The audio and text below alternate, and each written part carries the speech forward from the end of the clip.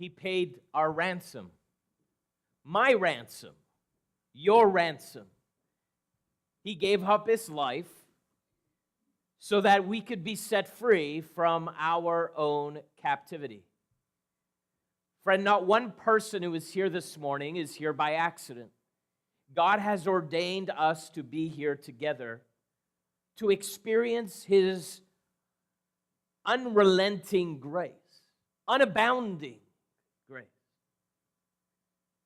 My ransom, your ransom, paid so that we could be set free. Let me illustrate this truth a little further. There was a boy with his dad, and one of their favorite pastimes was to take their model boats out on the pond. And they would spend Saturday upon Saturday together, and they'd take their model boats that they had purchased from the local store, and they'd put it on the pond, and they'd watch these sailboats float along the water. And they would spend hours down by the pond together, enjoying this hobby together. Until one day, the boy turned to his dad and said, "Dad, hey, I've got a great idea. Why don't we build from scratch our very own sailboat? Seriously, Dad, why don't we go down to the hardware store and I'll purchase all the material and we'll build our very own sailboat?" Well, of course, the father thought it was a great idea, and so off they went, and they purchased all the appropriate materials to build their very own sailboat. And under his father's watchful eye, this boy began to build his very own boat. Boy, did he take every step seriously. He crafted it delicately, skillfully. He wanted it to be perfect. And as he was getting near the end of constructing and crafting his very own sailboat, he turned to his dad and said, "Dad, I'd love to name this boat Beauty. Boy, look at this thing. This is a beautiful boat. And I can't wait to get out on that pond." And so the last layer of paint went on, and sure enough, he inscribed the name Beauty on his boat. First Saturday came by, the sun was shining, and off they went to the pond, and they put this handcrafted, carefully skilled boat on the waters. And boy, did it sail. Oh, it was a beautiful sight. And of course, father and son proud with their accomplishment. And all of a sudden, the winds picked up. Took those sails from that boat, and it began to catch some speed. And all of a sudden, it went down a river bend, and it went down a dangerous part of that river. The boy and his dad realized, boy, this boat's in trouble. And so they started to chase after it, but they couldn't keep up. And the underbrush and the trees and the forestry was just too much. And the only thing they had left to do was watch it go into the distance until they saw it no longer. Well, you can imagine the discouragement that this boy and this dad felt. And they lost their boat. Very next day, of course, they got up and said, "No, we're going to go find that boat." And so they went back to the pond and climbed down and walked down the river bend trying to find this boat. No sign of it. It's gone. Well, of course, saddened, the father had a great task that summer of keeping his son preoccupied or occupied with other things. But nothing was kind of meeting the need that boat that meant to him so much. He had skillfully crafted it, and it was gone. And one day they were walking through town, and they had happened to pass by a resale shop. And the boy just stopped and began to look into the window of this resale shop, and he goes to his dad, "Dad, I think that's my boat." The father says, "Son, come on. That can't be your boat. Your boat is long gone, son. We're going to have to move on with our lives." "No, Dad, that's my boat. But son, look at it. It's broken. The sails are bent over. It's painted some dull gray. And look, there's pirate flags on it. It can't be your boat." "No, Dad, let's go in." And so they entered the resale shop, and he went and he grabbed that boat and he began to look at it carefully. And then what he saw in the corner was amazing. He saw that this gray, dull paint that somebody had painted had been chipping away, and underneath that paint he saw 3 letters kind of coming out, B-E-A. It was Beauty. He was right. It was his boat. Now, boy, was it damaged. Boy, did it look different than what it originally looked like. And so he ran to the shopkeeper and he said, "Sir, this is my boat. I built it. I designed it. I crafted." Told him the whole story. The store owner looked at the boy and said, "Boy, I don't know if your story is true or not. All I know, it's got a price tag. And if you want it, you got to pay for it." Well, of course, the boy looked at his father and said, "Dad, I want this boat, and I've got some money that I've been saving at home." "But son, you've been saving that for your new skateboard, remember?" "No, Dad, I don't care about no skateboard. I want beauty. I want my boat." "But son, this boat may never float again. I mean, look at it. It's damaged. It's broken. I'm not sure if this boat's ever going to float again." "I don't care, Dad.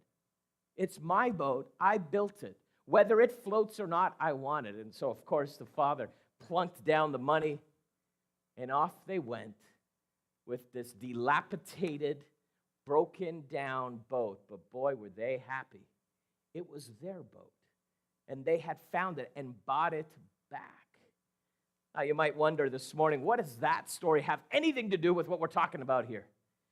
See, the father of the boy paid an amount of money to get back what belonged to them to begin with. He had to pay for something that originally belonged to them. You see, every single person that's here today, in fact, every single person in every corner of the world, no matter what your religious background is, no matter what your social economic background or standing is, no matter what your educational accomplishments are, no matter what your age, whether you're male or female, younger or older alike, friend, I need you to know this morning. You belong to the Creator. You belong to a God who created you, and He didn't haphazardly create you. He didn't just put you on a factory line and stamp you human being. He crafted you. He skillfully crafted you. He knit you together. In fact, Psalm 139 says this, "For you created my inmost being. You knit me together in my mother's womb. I praise you because I am fearfully and wonderfully made. Your works are wonderful. I know that full well." You see, God's fingerprints are all over your life. He created you skillfully and carefully. Why? Because you matter to Him. You are the apex of His creation. You are the apple of His eye. You are the best part of His creation, friend. And He knows you better than you know yourself. He crafted you carefully, just like that boy built his boat. You mean the world to Him.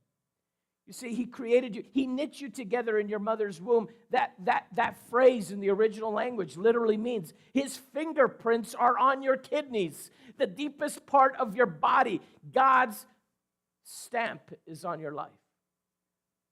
You are carefully designed. Why? Because He has a purpose and a plan for your life. No one here is an accident. God has a purpose. He has a destiny for you. Now, although we are owned by our Creator, craftsman, great craftsman, He gives us something called free will. Free will to choose the stream that we want to travel on in life. You see, we choose whether to stay floating on the safe waters or we choose to go our own way and can easily find ourselves floating down a fast-flowing stream that leads to all sorts of jagged edges and danger. You see, God says, listen, I've created you for a purpose. I've got a destiny. I've carefully crafted you skillfully. My fingerprints are on your kidneys, but I also want you to know you have a choice. Which stream will you travel on? You can go your own way and ignore my scriptures and ignore my way of life. And that stream will lead you down some dangerous waters, won't it? It'll lead to some banged up situations that in many ways, that boat that went down that stream, it got banged up. In fact, somebody else took it and re-identified it and turned it into something that was totally different than what it was originally intended to be. Sometimes we choose to go down that other stream rather than to stay in the safety of God's way of living. You see, God puts guidelines there for us, not because He's a killjoy, not because He doesn't want to have pleasure in your life, but it's because He wants to keep you safe. He wants to keep you whole. He wants you to reach your full identity. He wants you to reach your full destiny in your life because He has a plan. But He allows you to choose which stream to travel on. In fact, many more choose the stream of dangerous waters, thinking there's more pleasure there, there's more excitement there. That's where I'm going to be fulfilled. But in reality, it leaves us banged up, and many times it leaves us having lost ourselves. You see, just as the boy's boat became damaged and taken by an owner that cared less about it and turned it into a pirate ship with a different identity, so do we sometimes lose ourselves amidst the choices we make in the areas in our lives that get damaged, that causes regrets in our lives. Can vary, like we saw the dramatist. There are so many things that have happened in our life, to our life, things that we've chosen and things that we haven't chosen. Things of the past that, boy, we wish we could delete. We wish never happened. In fact, just the thought of some of those things make us cringe. But God saw it all. God sees it all. He knows you better than you know yourself. And yet, though your boat might feel all damaged up and broken and it's been painted over and the sails are broken down, friend, you're not too far for God to restore you. In fact, He restores all of us. The answer to the dramatist is, though you can't delete things, God, because He paid the price, because He paid our ransom, wants to deliver us from the very things that have held us back all our lives. He wants to heal us. He wants to restore us. Now, you might say, what are those damaging moments in our life? Maybe it's related to your relationship. Maybe it's relationships and heartaches. Maybe it's your previous marriage or your second marriage, and it just doesn't seem to work. And you carry around the scars of that, the betrayal. And maybe some of you even have some open wounds even today as you hear this. Maybe it's disappointed from a parent or a son or a daughter or a close friend, and you carry around the scars of those moments. Maybe it's leaders in your life that you thought you could trust, and they failed you. And your boat got bantered around, and you've got scars to show it and prove it. Maybe this morning that downward stream that kind of goes out of control at times has led you to places of addiction and vices. You see, the culture tells us, what true freedom is to be able to do what you want to do when you want to do it. And it draws this marketing campaign that says this will satisfy you, when in reality, you start out of your free will to choose to do those things, whether it's alcoholism or drug substance abuse or whatever it might be, pornography or whatever it is, and those things end up controlling us. That's what I call bondage. That's what I call slavery. That's what I call imprisonment. Maybe that's the road that you've been traveling, and you're sitting here going, there are things in my life that control me, whether it's my past or whether it's addictions or whatever it is. And because of that, many of us sometimes carry around shame and guilt. We feel like we're never worthy enough, we're not good enough because of those moments that have happened in our lives, those that we've chosen to be part of, and those things that have happened that we didn't choose. But they become so part of our lives that we carry around shame and guilt. In some ways, we can understand how Christ's forgiveness is powerful, but we tend to not be able to forgive ourselves. And so we carry around shame and guilt, and some even go to the extent of self-harming themselves just to get a bit of that tension out of them.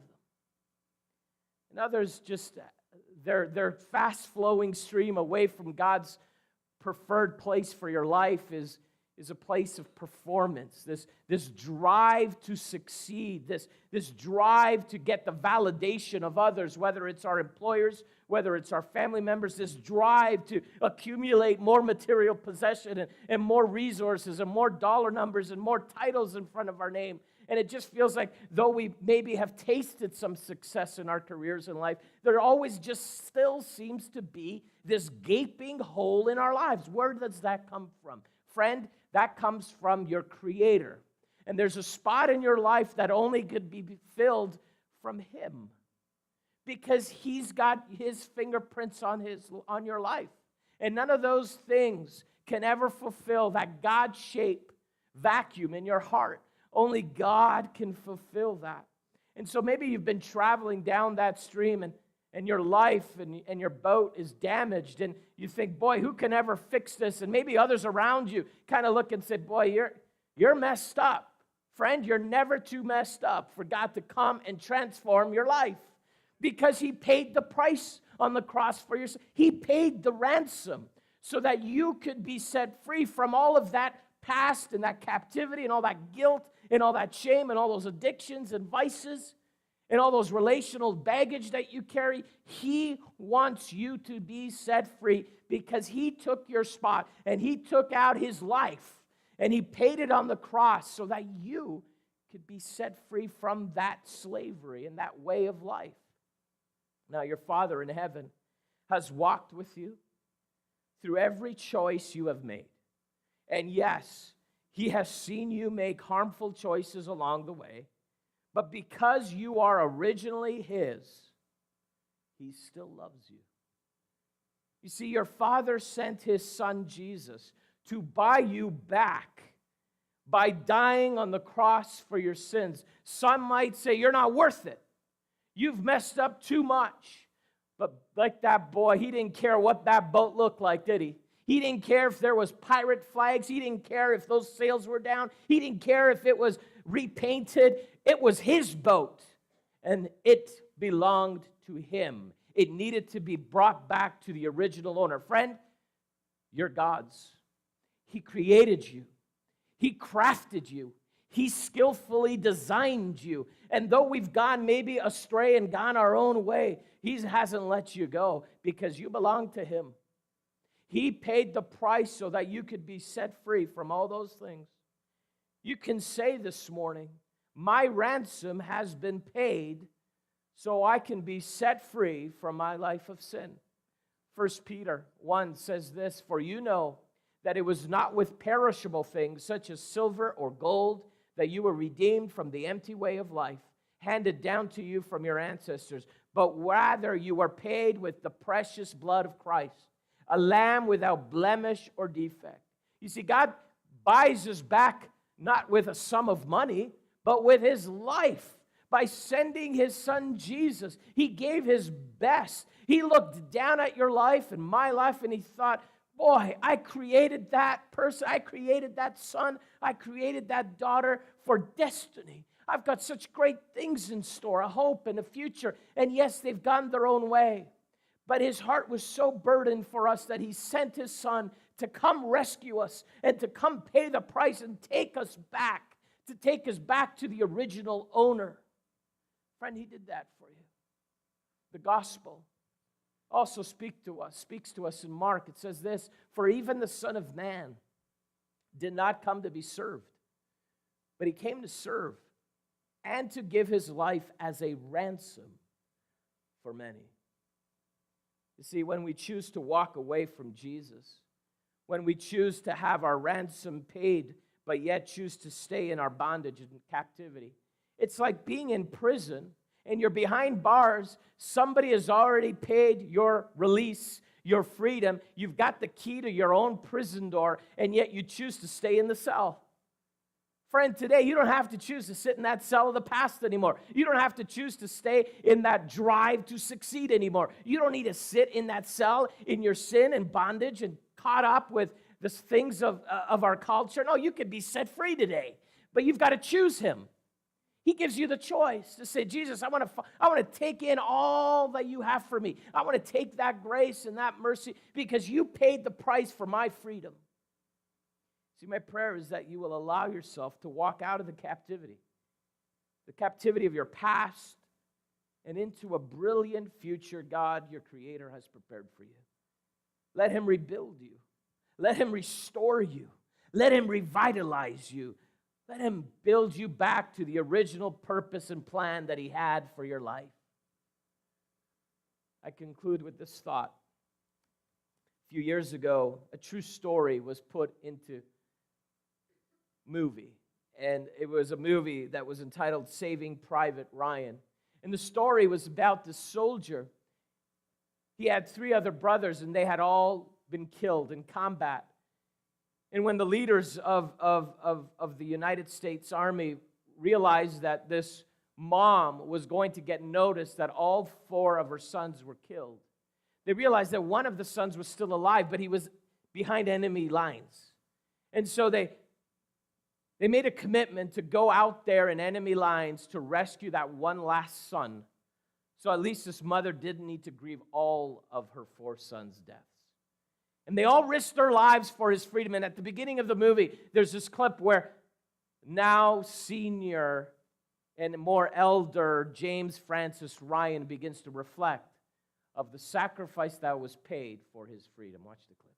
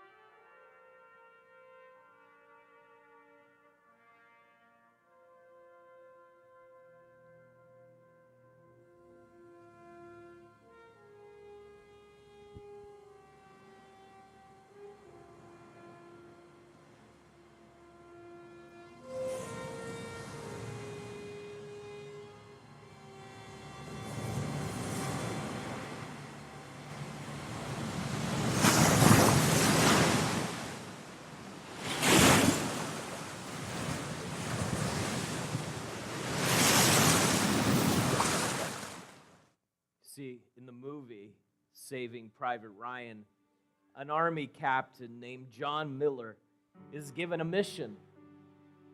He and a small squad of soldiers are sent behind enemy lines to rescue a soldier named James Francis Ryan, whose 3 other brothers have already been killed in action. And their mission is to find Private Ryan and get him out of harm's way so he can return to his grieving mother back to the United States. They accomplished their mission, but it cost Captain Miller and many others their lives.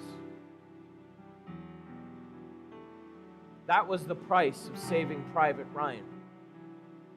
And in a similar way, God sent His Son to earth to find us, to take us out of harm's way, and to restore us to relationship with our Heavenly Father. He accomplished that mission, but it costed Him His life. And as you see depicted in this clip, James Francis Ryan, as a senior now, he realizes the sacrifice that was given so that he could live his life with his family, with his own children and grandchildren. Boy, did you see that sense of gratitude deep within him? Somebody else paid the price so that he can have life. That's what Good Friday's all about, friends. God looked down at your life. Personally, He looked down at your life and in your family's life, and He said, I got to rescue them. They're all banged up and they got stuff that I need to help them with. And the only way to get them out of harm's way is to send my Son to pay the ransom so that you can be free from captivity.